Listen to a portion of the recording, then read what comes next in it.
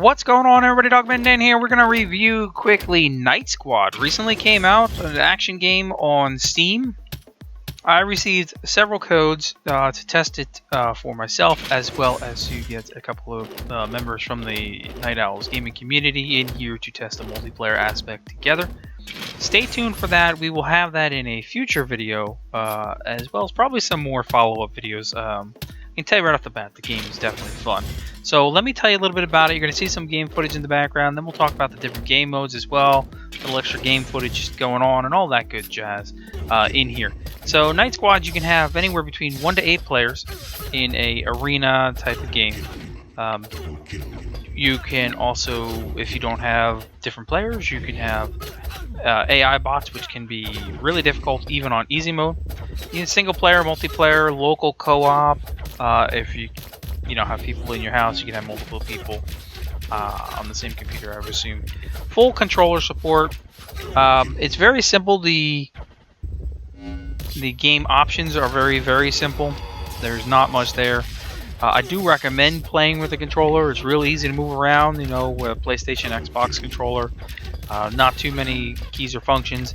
Much harder to use actually on the keyboard just to get around in terms of things. So if you've got a controller, it's highly recommended. As a matter of fact, when you load up the game, it even tells you so. So you're going to have different weapons, middle-age type of weapons, knights, swords, laser guns, miniguns, all different things. Up to 1 to 8 players, like I said. And if you're not, you can always go into online multiplayer. Bots can jump in. You can select the difficulty levels. You got a bunch of different game modes, which I'm going to go over here in just a minute.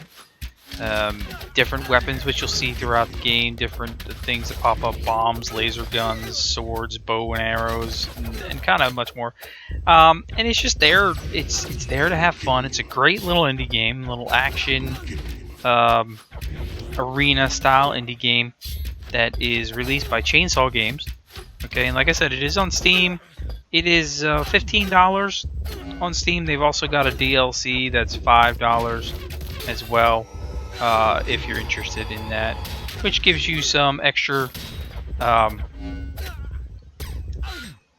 knights. So you've got some extra knights. You get 3 new knights to play with: Shiny, Sparkle, Smoke. You get 4 new game modes to get in here, which would be Soul Hunter, Jailbreak, Arms Race, and Serial Killer, which I'll talk about here in just a minute. And yeah, I think that if you want something simple, very inexpensive in terms of cost, and just something fun to play, this is definitely a game. Like I said, we'll do some multiplayer stuff as well on here with the guys in the community. I think you guys will enjoy the fun time. Now let's just talk about the game modes here. We'll swip over to that. So what you've got Capture the Grail, which is a free-for-all. Defeat your opponents and bring back the Grail to your base. I found that one to be real fun, challenging, real fun. You got Capture the Flag, which is a 4x4 or 4 vs 4, stealing the opposing team's flag and bring your own to your beacon. You bring it back to your beacon, capture the flag, of course, right? You've got Soccer, 4 vs 4. Basically, it's soccer, as you can see, only a little bit more fun, which we had going on. You've got Gladiator mode, which is a free-for-all, kills count, but staying in the ring is the most valuable option here. You got Last Man Standing, which is a free-for-all again.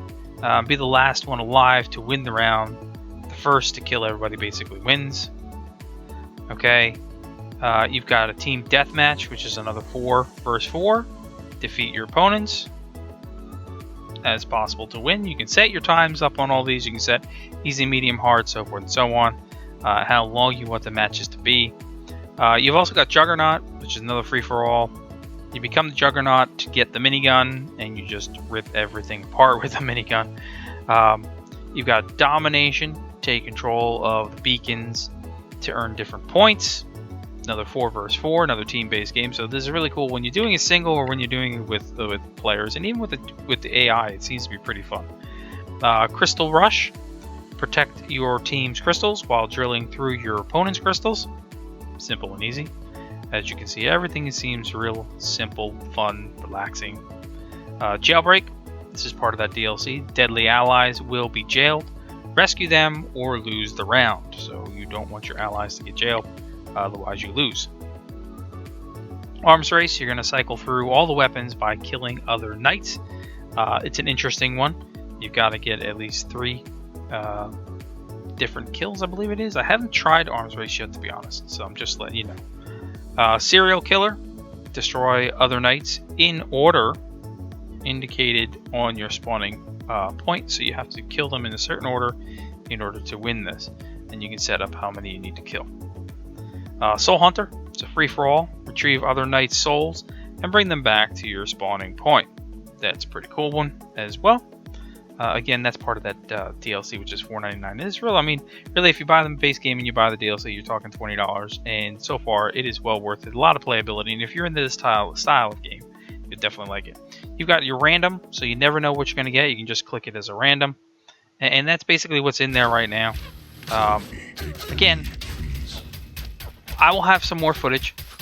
If you have comments or questions, anything like that, go ahead and ask. The game runs real smooth. I've seen no problems with frame rate. It doesn't take very much to run the game.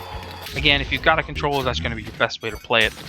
If you don't, you can play it on the keyboard. It's just going to be a little bit more difficult for moving around and hitting the enemies. Your spacebar is going to be the enemy, your weapon, and then kind of moving around. WASD keys and whatnot can be a little bit confusing. It takes a lot more to think when you're playing it on the keyboard than with the controller.